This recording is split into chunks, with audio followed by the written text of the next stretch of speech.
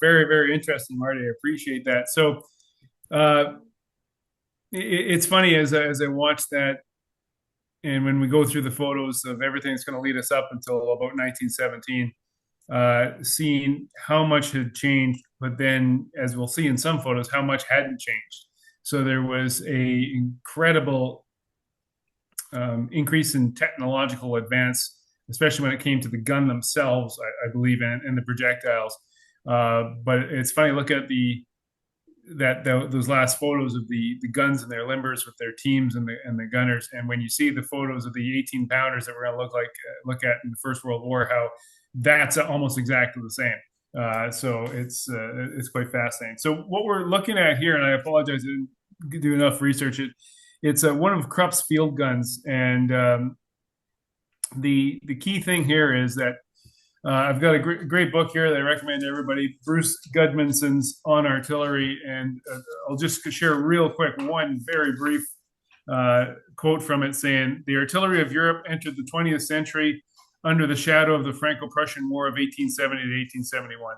And when we think of what the artillery was in the Great War, it may not seem to be very intuitive, but essentially that all began with the Franco-Prussian War of 1870 and 1871.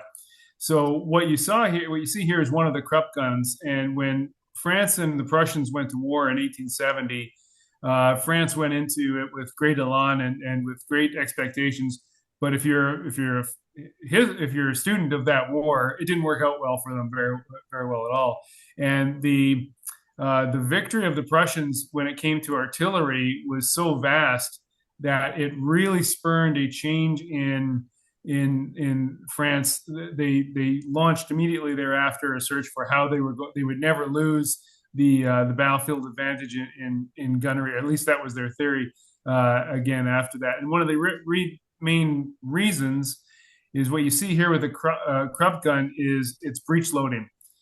So it significantly sped up the rate of fire of the gun. So that was only one of their improvements, but there was also a number of other improvements with range and various other things.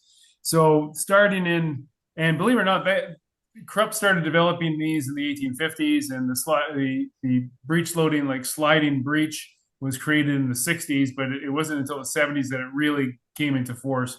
So that was one of the very first revolutions in military affairs that changed things substantially. Whereas during the Franco-Prussian War, the French were still using muzzle loaders, and they just could not maintain the same rate of fire that the Germans could, or the Prussians could during that time. I guess they would eventually be Germans, so I guess we could say Germans. And it was because of that breech loading mechanism and their ability to reload that much fire. But what I want to focus in on here and highlight to everybody is there's the recoil is still the gun sliding backwards, and that's how the force of the shock of the firing was dissipated by simply the gun moving back. So they still had to push this up to battery, but that breech mechanism changed things substantially. So if we go to the next slide.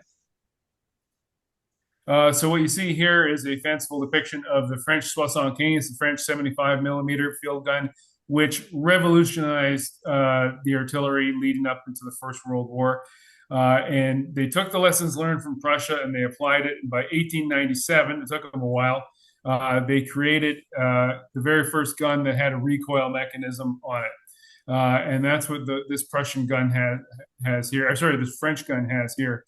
And you can't see because I chose the wrong photo because the chap right in front of it is standing right in front of the breech. But essentially, what the French 75 had was a hydropneumatic device that, when the gun fired, the barrel would slide back, and I won't go into too much detail, but there's essentially a floating piston in the recoil mechanism that, as the barrel slid backwards, it went forward and compressed a kind of inert or a kind of fluid within the recoil system.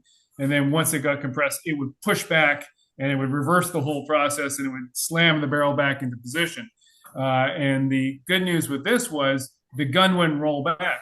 So when you combine the effect of a breech loading mechanism and I apologize for my dog that's going crazy behind me here. Hopefully you can't hear I it. can't hear it that much. Yeah. Okay, good.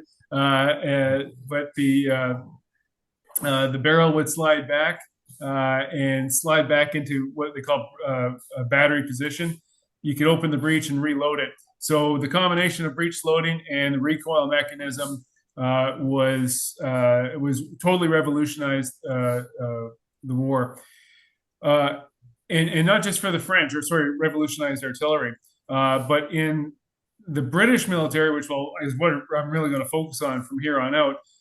They experienced the same because, believe it or not, right around the time that the French 75 was coming in, and they were fighting in the Boer War, the Boers were actually all armed with German guns, like the Krupp guns, and specifically the Krupp 73, which was an improvement after the Prussian War. So the British, believe it or not, were actually outgunned during the South African Boer War, and it led to a complete rearming of the British, not complete, but a very large rearming of the British artillery during the First World War, and they chose to take the recoil the recoil science of the French 75 and apply it to what we'll see as their 18 pounder. And nobody ever looked back. Interesting little tidbit, though. The patent for the recoil system was actually designed by a German, but the Germans didn't pick up on it, and the patent protection didn't exist in France. So the French just kind of stole his design and ended up with the recoil system, and the 75 is what came of it. Excuse me for 1 second. Hey, what are you doing? Stop. So obviously she needs attention. So Yeah. Or she's not a fan of artillery. So yeah, exactly. And she was sleeping. She was sleeping very peacefully right up until it was my turn to talk. Okay, next slide, please. So there you have the British 18 pounder, and here you can see the recoil system on top. So that cylinder that's on top of the barrel is the recoil system, and you can see the breech operating device there. And they were using Marty already kind of touched on this fixed ammunition. So essentially, the 18 pounder bullet or projectile would come already made. And so what all the soldier had to do, as you can see there, is he pick it up, slam it in there, close the breech, fire. And that's what made it a quick firing gun. So this was all part of the quick firing revolution, the breech loading mechanism, the fixed ammunition, and the recoil system. That can all be encompassed in what was known towards the end of the 19th century as the quick firing revolution. And that revolutionized, as the name implied, the rate of fire and how artillery was used.